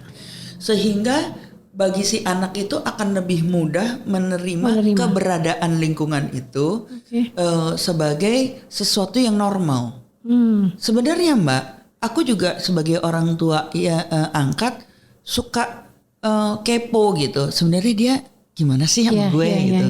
Makanya jembatan saya kadang-kadang kita juga memberikan psikolog untuk Rizky gitu, supaya kalau misalnya kita ada gap gitu, dia ada titik keluarnya gitu kan. Nah itu juga saya sempat konfirmasi bahwa enggak tuh Rizky merasa, rupanya aku juga dari guru-gurunya kalau bisa ngobrol, dia ngerasa kayak keluarga biasa. Nah ini pengen aku sharing sebenarnya Mbak. Saya sedang buat buku untuk gimana sih caranya atau apa yang kita rasakan berkeluarga dengan pola hidup adopsi seperti ini. Which is ini juga udah saya konfirmasi sama Rizky gitu, bahwa Ki gimana kalau misalnya ibu buat buku untuk kita bisa sharing. Kenapa itu perlu? Karena banyak orang di luar kita yang sama seperti kita, begitu. Tapi kita dia nggak punya keberanian cukup dengan aku, gitu sih Mbak. Mudah-mudahan sih bermanfaat. Aku rasa nih sangat bermanfaat karena menggali keberanian itu juga memerlukan endorser ya. Perlu endorsement ya untuk apa keberanian. Terima kasih ya Mbak Chandra untuk kehadirannya. Grafo Lovers, dari Chandra Wibowo kita belajar menjadi sosok yang gigih, kreatif dan pantang menyerah. Selalu melihat peluang masa depan untuk meraih kesuksesan hingga tetap jadi ibu untuk anak tersayang. Sampai jumpa di episode lain dengan tamu yang tak kalah inspiratif lainnya. Hanya di Aksara Bercerita bersama saya Kusuma Prabandari. Sampai jumpa. Terima kasih. Mbak. Keren. Sampai. Terima kasih banyak.